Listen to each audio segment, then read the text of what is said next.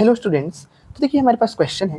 In a Young's double slit experiment, two light waves each of intensity I0 interfere at a point having a path difference lambda by 8 on the screen.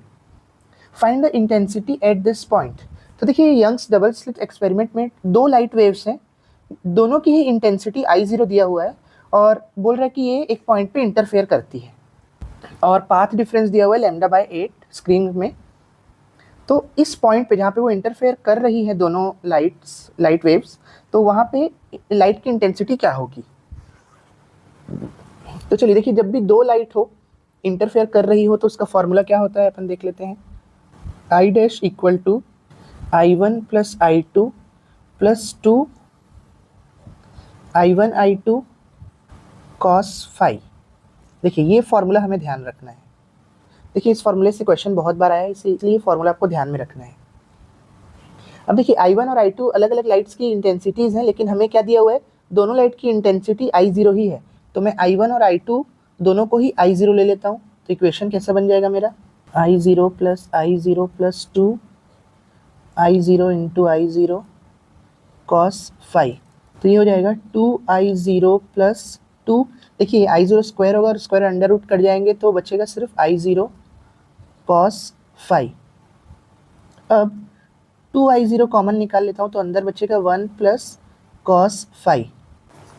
अब देखिए I0 के terms में तो आएगा ही answer, लेकिन phi हमें calculate करना पड़ेगा और फाई कैलकुलेट करने के लिए हमें पाथ डिफरेंस और फेज डिफरेंस इन दोनों के बीच का फॉर्मूला यूज़ करना पड़ेगा। तो देखिए वो फॉर्मूला भी मैं लिख देता हूँ।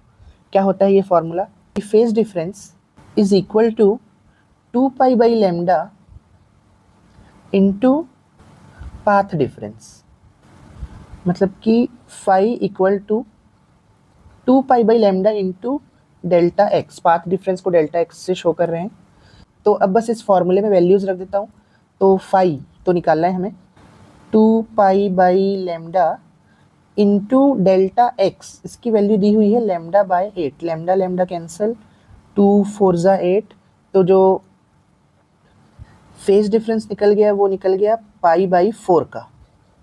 अब इस फेज डिफरेंस की वैल्यू को मैं, चलिए इसे इक्वेशन 1 नाम देता हूँ और इस इक्वेशन 1 में पुट कर देता हूँ। तो देखिए 2I0 1 plus cos pi by 4। Cos pi by 4 की वैल्यू 1 बाई रूट 2 होती है, तो I dash equal to 2I0 1 plus 1 by root 2।